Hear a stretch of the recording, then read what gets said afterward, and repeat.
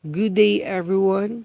We will be having a discussion. And by the way, I am Rafael Etek, a BSDC 2B student, and I am the first reporter. So, first, our topic for the first part of our discussion is about social, political, economic, and cultural issues in the Philippine history. Our topic has a connection with these issues, and these issues is about the agrarian reform policies. So are you ready? Okay. So let's start. So what is RA 6657 or CARP? So CARP, according to research, that CARP stands for Comprehensive Agrarian Reform Program. So CARP is the redistribution of public and private agricultural lands to farmers and farm workers who are landless. Irrespective of tenurial arrangement, CARP's vision is to have an equitable land ownership with empowered agrarian reform beneficiaries who can effectively manage their economic and social development to have a better quality of life. So CARP daw, no? So CARP or the Comprehensive Agrarian Reform Program is for those farmers or for those farmers who are landless. So landless farmers means that mga farmers nga who have not given a privilege to have their own land na pagsakahan, no? So this act daw has a vision to have a equitable land ownership with empowered agrarian reform beneficiaries. So aside sa tagaan sila og land na ilang ginagamit nga pagsakahan, napud sila makuha nga mga benefits aside sa inana, no, na given pod sa kaniya act. And matun-an na to siya for the continuation sa to ang pag-discuss karon. The legal basis for CARP is the Republic Act number 6657, otherwise known as Comprehensive Agrarian Reform Law, signed by President Corazon C. Aquino on June 10, 1988. It is an act which aims to promote social justice and industrialization, providing the mechanism for its implementation and for other purposes.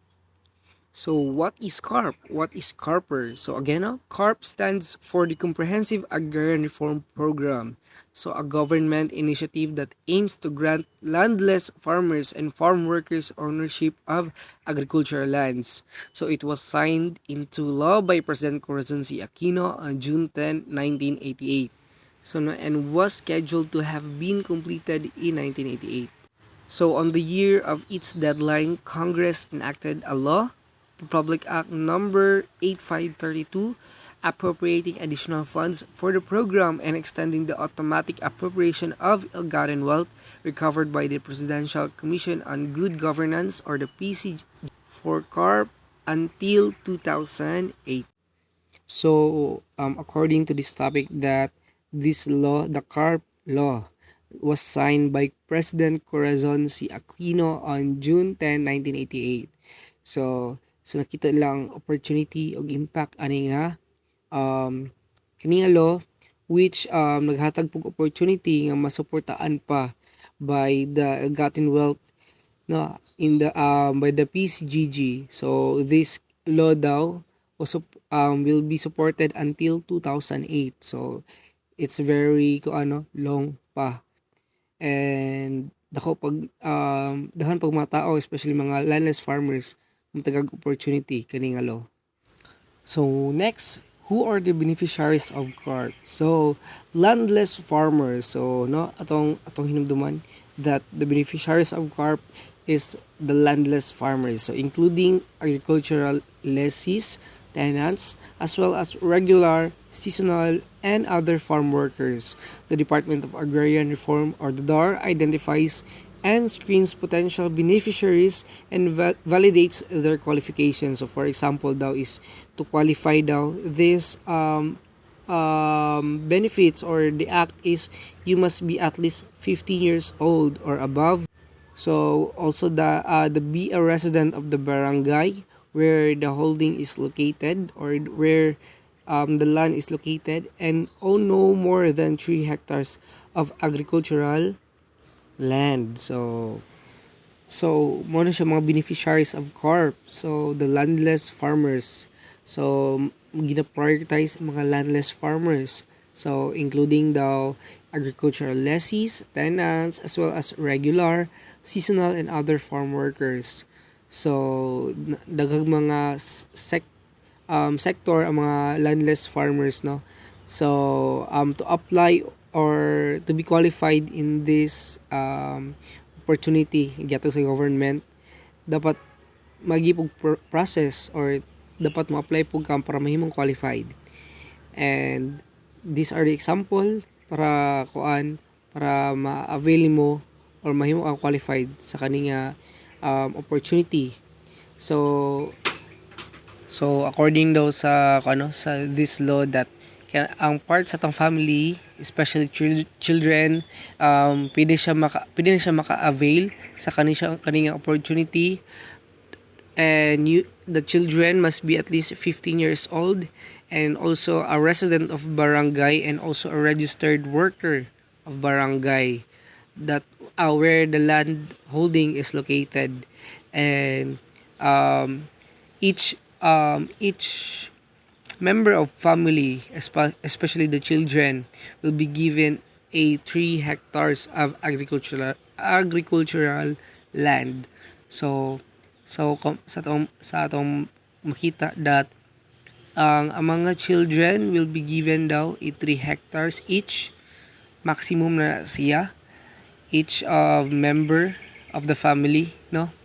So dako na siya tabang if pila mo kabuok sa yung family. At the same time, kani siya nga land that the government given sa ato is magamit siya until sa ato mga future, and makatabang po siya sa mga workers nga mas ma-emphasize pa nila ang ilahang mga crops nga gusto itanom, o matabangan po nila ang family. So dako siya nga opportunity, o dako po siya nga tabang labaw na sa mga landless farmers.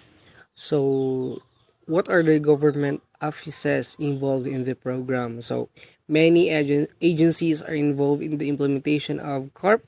The lead agencies are the Department of Agrarian Reform, or the DAR, and the Department of Environment and National Resources, or the DENR. So they are in charge of the identification and distribution of covered land, and is commonly referred to as a carpable land.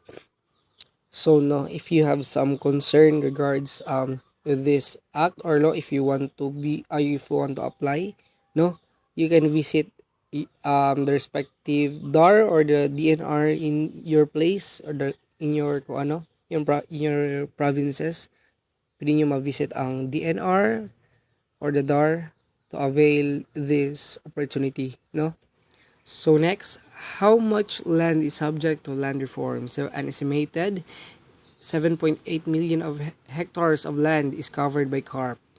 So no, hectares pelagdaan. So 7.8 million hectares of land. So kani siya nga land is registered, and has a legal na papers, and it will be given into our farmers, landless farmers in our country, which is the Philippines.